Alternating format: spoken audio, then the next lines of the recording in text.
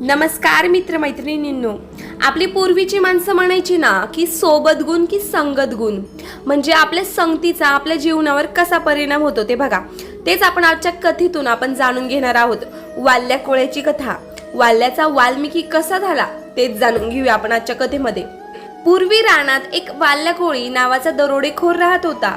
तो रानात एका मार्गातून येणाऱ्या जाणाऱ्या लोकांना भीती दाखवून आणि धाक दाखवून लुटायचा, त्यांचे पैसे आणि दागिने काढून घ्यायचा, त्या पैशांवर आपले घर चालवायचा. त्याला एकदा नारद मुनींनी बघितले.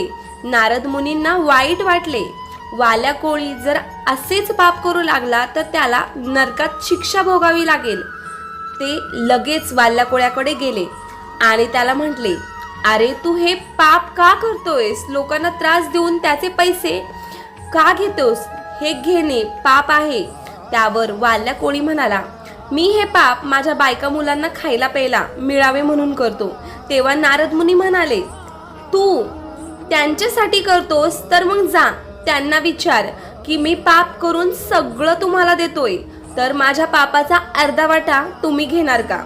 वाल्या कोळी घरी गेला आणि त्याने आपल्या बायका मुलांना विचारले. तेव्हा ती म्हणाली, तुमच्या पापाचे फळ आम्ही नाही भोगणार. तुम्ही लोकांना त्रास देऊन पैसे मिळवता तर त्याचे पापही तुम्हीच भोगा. हे ऐकल्यावर वाल्या कोळ्याला खूपच वाईट वाटले. आपण एवढी वर्ष निरपराध लोकांना फार त्रास दिला. त्याला त्याच्या कर्माचा पश्चाताप झाला. तो लगेच नारद मुनींना शरण गेला आणि म्हणाला, आपण मला क्षमा करा, या घोर पापातून मला मुक्त करा.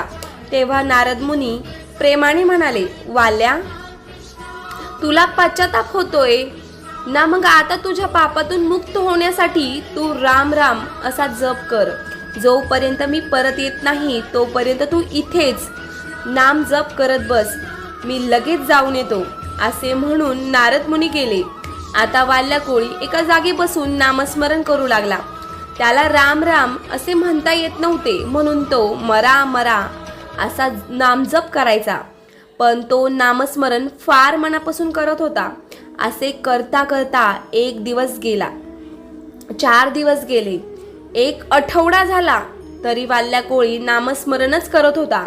1 मास 2 मास असे करत करत वर्ष झाली, पण नारद मुनी आले नाही. पण वाल्याचा नामजप अखंड चालू होता. तो ज्या रानात बसला होता तेथे वाल्या कोळ्याच्या भोवती रानातील लाल मुंग्यांनी वारुळ बनवले, तरीही वाल्या कोळी उठला नाही. हळूहळू वाल्याचे सगळे शरीर मुंग्यांच्या वारुळाखाली झाकले गेले. त्याने मनाशी निश्चय केला होता की नारद मुनींनी सांगितलंय ना, तर ते येईपर्यंत मी इथेच नामस्मरण करत बसणार.